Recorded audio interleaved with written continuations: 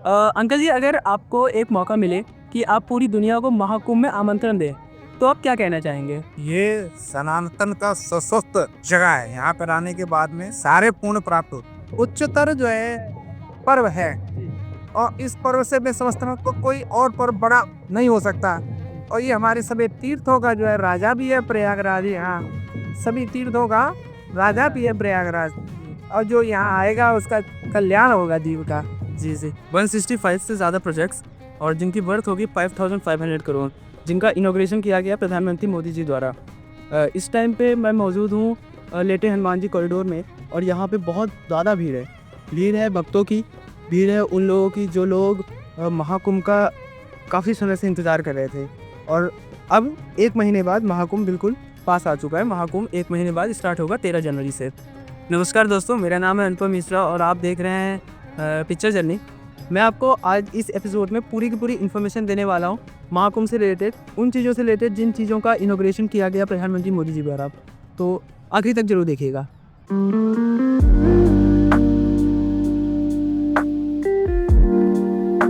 जिस तरीके से योगी जी ने अपने भाषणों में कई बार ये चीज़ कही है कि बटोगे तो कटोगे, बटेंगे तो कटेंगे।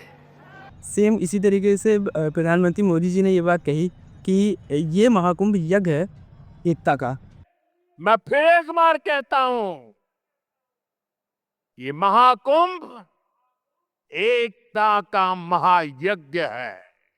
तो एकता मीन्स यहाँ पे किसी भी जाति धर्म को एक बिल्कुल अलग तरीके से एकता के रूप में लेकर के चला जा रहा है। मतलब ऊंच नीच का जो भाव है पूरी तरीके से खत्म कर दिया गया प्रधानमंत्री मोदी जी द्वारा। महाकुंभ सिर्फ इंडिया के कल्चर और स्पिरिचुअलिटी को ही नहीं दर्शाता है, Mahakumbh economic and social factors के भी बहुत अच्छे से काम करता है। बहुत नॉर्मल सा अगर एग्जांपल लें तो नाव बनाने वाले, नाव चलाने वाले, जितने भी लोग हैं भक्ति से रिलेटेड हैं, जैसे यहाँ पे बहुत से पुजारी बैठा करेंगे जो कि भक्तों को डिटेल में महाकुंभ की जो इन्फॉर्मेशन है ये सारी चीज़ें देंगे। पहली चीज़। दूसरी चीज़ ये है कि यहाँ के जो पंडा समाज के जो लोग हैं जो कि बहुत ज़्यादा इन्वॉल्व हैं इस चीज़ में, कि जो भक्तों को बहुत अच्छे से यहाँ के संगम के दर्शन करवाते हैं और जो लेटे हनुमान जी मंदिर है वहाँ के दर्शन करवाते हैं, उन सबको बहुत अच्छा रोज़गार मिलता है। मतलब इट्स नॉट लाइक कि भाई यहाँ पे सिर्फ और स्पिरिचुअलिटी और हिंदुइज़्म से रिलेटेड ही चीज़ें चल रही हैं। ये हिंदुइज़्म का तो बहुत बड़ा महापर्व है ही, वो तो कोई नकार ही नहीं सकता। लेकिन देखा जाए तो इकोनॉमिक फैक्टर और इसका सोशल फैक्टर भी बहुत ज़्यादा बड़ा है।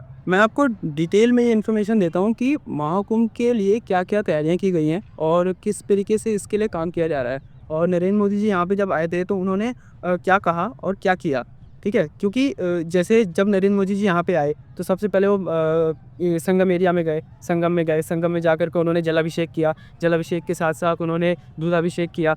और उसके बाद जब वो यहाँ पे आए बड़े हनुमान जी कॉरिडोर में आए और यहाँ पे उन्होंने अपनी स्पीच दी। स्पीच के अंदर उन्होंने जो वर्कर्स हैं, जो कि 15,000 से ज़्यादा वर्कर्स हैं जो कि वर्क कर रहे हैं पूरे के पूरे महाकुंभ को स्वच्छ रखने में, स्वच्छ भारत के जो मिशन है उसको आगे बढ़ाने में, उनको बहुत ज़्यादा मतलब अप्रिशिएट किया गया और बहुत ज़्यादा उनको डिटेल में उनका अभिनंदन किया गया।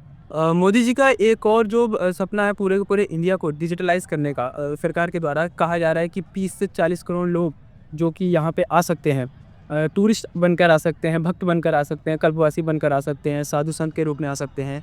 उन लोगों के अंदर जो एक डिजिटलाइजेशन का भाव है, इसको डालने के लिए जो इंटरनेशनल टूरिस्ट होंगे उनके लिए ये चीज़ की गई है। कुंभ सहायक के नाम से AI चैटबॉट लॉन्च किया गया है, AI चैटबॉट, जिसके अंदर 11 से ज़्यादा लैंग्वेजेस को वो एक्सप्लेन कर सकता है अपनी किसी भी बात को बहुत अलग अलग डिफरेंट लैंग्वेजेस में, 11 लैंग्वेजेस में एक्सप्लेन कर सकता है, जो कि ये बहुत ही डिफरेंट चीज़ है। मतलब इतना बड़ा महाकुंभ हो रहा है तो उसमें हाँ ये चीज़ होनी चाहिए, क्योंकि इंटरनेशनल टूरिस्ट तभी यहाँ पे अट्रैक्ट होंगे जब वो अपनी बात दुनिया से रख पाएँ और दुनिया के सामने रख पाएँ। कितने समय बाद आप आए यहाँ पे? यहाँ पे मेरा आना जाना लगा रहता है। अच्छा, तो चेंजेस देख करके आपको कैसा लगा? चेंजेस देख के ऐसा लग रहा है कि सनातन जिसको शाश्वत बोलते हैं जी, वो नजर आने लग गया है। अब आ रहा है नज़र। हाँ जी। और ये जो बड़े हनुमान जी के आपने दर्शन किए तो इसमें किस तरीके का एक्सपीरियंस था आपका? मतलब जैसे लाइन बहुत लंबी थी, अभी भी लाइन बहुत ज़्यादा लंबी चली रही है, तो इसमें ज़्यादा समय लगता है? और इसको मैनेज करके, हाँ, इसको और मैनेजमेंट की जरूरत है। जी, जो भी इनके ऑर्गेनाइजर है जी, जी, उनको अपना वॉलंटियर्स वगैरह रखना चाहिए, ताकि जो भी यात्री है जल्दी से जल्दी और ज्यादा से ज्यादा लोग दर्शन कर सकें प्रॉपर तरीके से। जल्दी पहुँच सकें जगह पे और जल्दी से जल्दी आ पाएँ। उसको और थोड़ा सा वर्कआउट करके उसको ऑर्गेनाइज करें कि भाई हम कैसे और आरामदायक जी, और लोगों को इच्छा अनुसार दर्शन करा सके। जी, जी, जी। इतनी ज़्यादा अंकल जी दिखाया जाए तो जैसे इतनी ज़्यादा भीड़ होने के बाद भी आपको मतलब किसी तरह की परेशानी या किसी तरीके का कोई परेशानी? इतना आनंद आ रहा है यहाँ। अब यहाँ आनंद ये आ रहा है कि इतना अवसर और मिल गया कि हम यहाँ बैठ के भजन कर रहे हैं कम। अरे वाह! ऐसा जी 2 घंटा से यहाँ। और नहीं तो जो पहले ये भी व्यवस्थाएं नहीं थी। पहले भी बहुत छोटा था, अभी तो पूरा कॉरिडोर आ अभी घूम के देखा है, बड़ा जो है सुंदर इतना रमणीक बनाया है जी। कि प्रभु जो है इनको जो है दीर्घ आयु दें अरे! और ये शासन प्रशासन और देश की सेवा में आगे जो है उन्नति करते रहे, लगे रहे।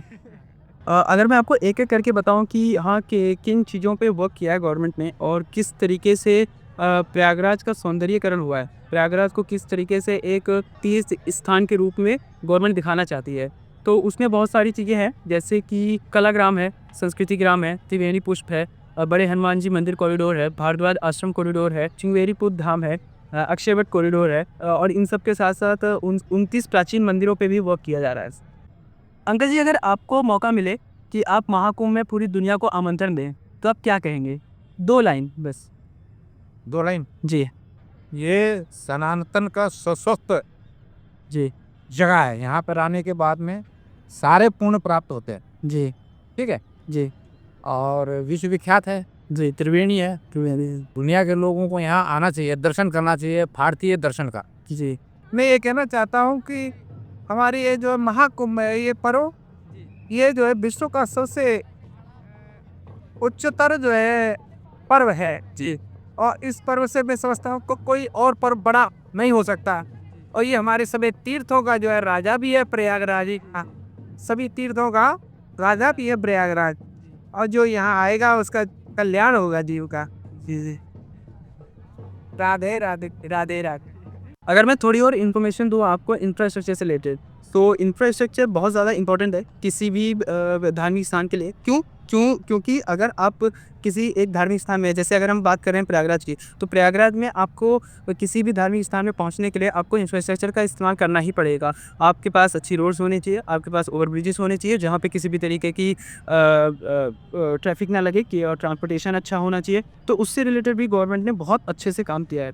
जैसे कि मैं आपको एग्जांपल के तौर पे बताता हूँ कि 9 नए घाट बनाए जा रहे हैं, 9 न्यू रिवर फ्रंट बनाए गए हैं, 200 सड़कों का स्तरीकरण हुआ है, सौंदर्यीकरण हुआ है, 14 आरओडी फ्लाईओवर बनाए गए हैं, पार्किंग के लिए 1800 हेक्टेयर की ज़मीन को संरक्षित किया गया है। अगर बात करें ट्रांसपोर्टेशन की दिक्कत ना हो किसी भी यात्री को, इसके लिए 3000 से ज़्यादा स्पेशल ट्रेन चलाई जा रही हैं और 7000 से ज़्यादा बसेस को रोड में दौड़ाया जाएगा। और अगर घूमने फिरने की बात की जाए तो 300 से ज़्यादा पार्क का सौंदर्यीकरण हुआ है। और जो ट्रांसपोर्टेशन आपने देखा, ट्रांसपोर्टेशन बहुत अच्छा है। देखिए अभी हम लोग आए हैं ललिता देवी मंदिर से, जी, और शायद मुझे नहीं लगता है कि इंडिया में कहीं पर इतना सस्ता किराया होगा। जी, जी, ललिता देवी मंदिर यहाँ से तकरीबन 14 किलोमीटर होगा। जी, और 14 किलोमीटर डिस्टेंस आप सोच लीजिए, दूसरे सिटी में अगर 3 रुपया 2 रुपया किलोमीटर के हिसाब से भी होगा तो, है ना, कम से कम आपको 30-35-40 रुपया पड़ेगा। लेकिन यहाँ आने के लिए 20 रुपया किराया लगता है, 15-20 किलोमीटर, है ना। सब लोग श्रद्धा से सब लोग सहयोग करते हैं, चाहे जो भी हो। वैसे बाकी सब लोग सहयोग करते हैं, कोई असुविधा नहीं होती है। जैसे भी आप पहली बार आए हो तो मतलब यहाँ का ट्रांसपोर्टेशन और यहाँ की व्यवस्था वगैरह आपने देखी, महाकुंभ के हिसाब से आपको कैसा लगा है? मतलब बहुत ही अच्छी तैयारी की गई है। फिलहाल अभी तो महाकुंभ 13 जनवरी पे स्टार्ट है, बट अभी इसे जिनको भीड़ से थोड़ा डर लगता है वो अभी आके दर्शन कर ले, स्नान कर ले, उनके लिए ज़्यादा बेहतर है। बाकी उस समय तो भीड़ ज़्यादा हो जाएगी। बाकी व्यवस्थाएँ सारी बहुत अच्छी है, पर किसना है कि जब कभी भी आइए तो आप फैमिली को ज़रूर लेके आइए, क्योंकि आप यहाँ पे स्नान करेंगे और यहाँ का जो महाकुंभ की जो व्यवस्थाएं की है, ये वो आप देखोगे, बहुत आपको आनंद आएगा, बहुत अच्छा लगेगा। अरे वाह! और अभी संगम एरिया घूमा, संगम एरिया घूमा अपने, मैं पूरे संगम भी घूमा और मैंने संगम पे जहाँ पे गंगा और यमुना जी का विलय में मिलन है, जहाँ मैंने वहाँ पे स्नान भी किया और वहाँ से मैं बहुत कुछ यादें हैं, यहाँ से मैंने फोटोज कैप्चर की, बहुत अच्छा लगा। अगर मेले क्षेत्र की बात करें तो मेले क्षेत्र में भी बहुत सारी ऐसी चीज़ें की जा रही हैं। ऐसे इस तरीके का इंफ्रास्ट्रक्चर मेले क्षेत्र में बनाया जा रहा है, 10 सिटी के अंदर बनाया जा रहा है, जिससे कि किसी भी तरीके के कल्पवासी को कोई प्रॉब्लम ना हो। तो इसमें क्या है कि 30 से ज़्यादा पीपा पुल बनाए जा रहे हैं। पीपा पुल बनाए जा रहे हैं जो कि नदियों के गंगा नदी के ऊपर भी बनाए जाएंगे और यमुना नदी के ऊपर भी बनाए जाएंगे, क्योंकि ये संगम क्षेत्र है तो दोनों नदियों में पीपा पुल की आवश्यकता पड़ेगी। साथ साथ में 500 से ज़्यादा अस्थायी रोड बनाई जा रही हैं जो कि अस्थायी होंगी। नॉर्मल सी बात है, हम सब जानते हैं कि महाकुंभ के खत्म होने के बाद उन रोड्स को हटा दिया जाएगा। तो इस बार मतलब ये सब बहुत डेवलप हुआ है। तो ये चीज़ मतलब आपको कैसे देखते हैं? बहुत अच्छा लगा। जी, घाट किनारे जो नहाने का व्यवस्था है वो बहुत सुंदर है। आपने गंगा स्नान किया? स्नान अभी करी क्या है और गई है बड़े हनुमान जी के दर्शन हुए? हाँ, दर्शन कर लिए। जी, तो दर्शन करने का आपका एक्सपीरियंस कैसा था? मतलब बहुत समय लगता है यहाँ पे या फिर? लाइन लगा हुआ है, जी लाइन से हो जाता है, जी, ज्यादा वेट नहीं करना पड़ता है।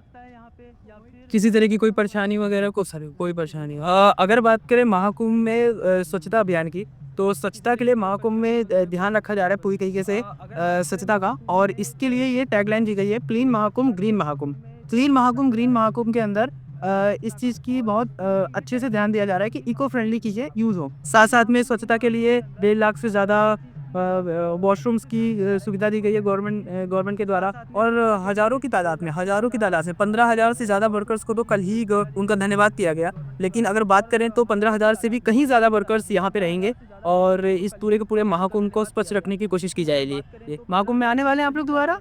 बिल्कुल आएंगे।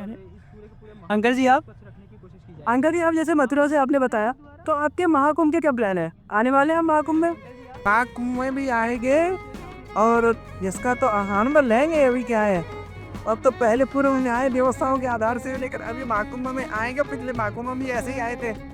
तो ये सारी वो डिटेल्स थी जो कि अभी तक महाकुंभ की सामने आई है, और साथ साथ में प्रधानमंत्री मोदी जी द्वारा किस किस चीज़ का इनॉग्रेशन किया गया, वो सारी डिटेल्स मैंने आपको दी है। अगर किसी तरीके की इन्फॉर्मेशन मेरे से छूट गई हो तो प्लीज़ मुझे कमेंट करके जरूर बताइएगा। अगर आपको महाकुंभ का ये डिटेल वीडियो अच्छा लगा हो तो प्लीज़ वीडियो को लाइक करें और शेयर भी करें। इसी तरीके से महाकुंभ के और भी वीडियोज़ देखने के लिए सब्सक्राइब करें पिक्चर जर्नी को। अब हम मिलेंगे महाकुंभ के अगले वीडियो में, तब तक के लिए हर हर गंगे।